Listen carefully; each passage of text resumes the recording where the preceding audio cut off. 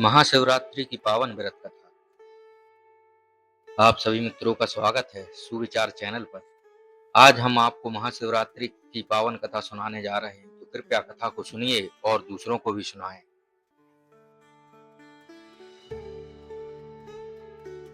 पौराणिक कथा के अनुसार प्राचीन काल में चित्रभानु नाम का एक शिकारी था। वह जानवरों की हत्या करके अपने परिवार का और स्वयं का पालन पोषण करता था।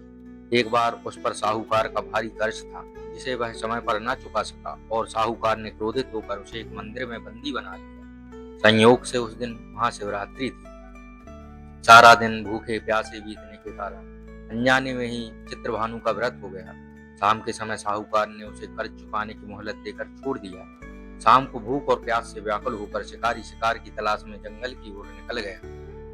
जंगल में एक तालाब के किनारे पर एक बेल का पेड़ था।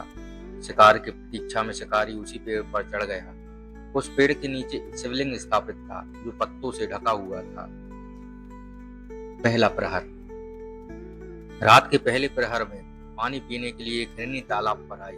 पेड़ पर बैठे शिकारी ने जैसे ही उस पर तीर साधने के लिए धनुष खींचा, उसके हाथों की हलचल से कुछ बेलपत्र और जल की बूंदें नीचे स्थित शिवलिंग पर गिर गईं। इस प्रकार अनजाने में पहले प्रहर की पूजा संपन्न हो गई।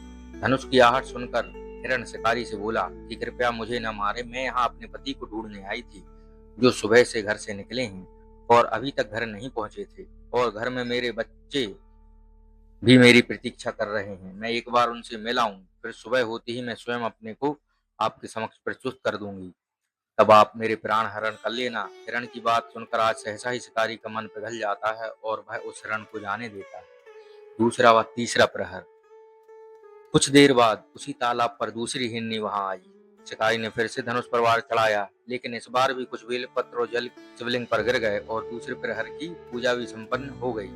धनुष की आवाज सुन इस हिरनी ने भी शिकारी से अपने प्राण न लेने की बात कही और सुबह वापस आने की कसम देती है। दोपहर की पूजा से अब शिकारी के हृदय परिवर्तन होने लगता है और उसने हिरनी को जाने दिया और अगले प्रहर में फिर से यही घटना दोहराई।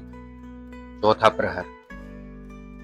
अंत में एक बारहसिंगा हिरन वहां से गुजरा। शिकारी ने उसे अपना शिकार बनाना चाहा, लेकिन हिरन ने सत्य और धर्म को उपदेश देते हुए वादा किया कि वह अपने परिवार को सुरक्षित छोड़कर वापस लौट आएगा। शिकारी ने उसे जाने दिया।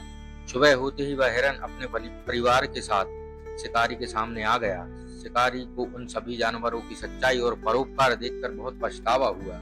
उसने जीवों की हत्या करने का विचार हमेशा के लिए त्याग दिया। शिकारी द्वारा पूरी रात जागने, उपवास रखने और शिवलिंग पर बेलपत्र जल अर्पित करने से उसके सारे पाप नष्ट हो गए।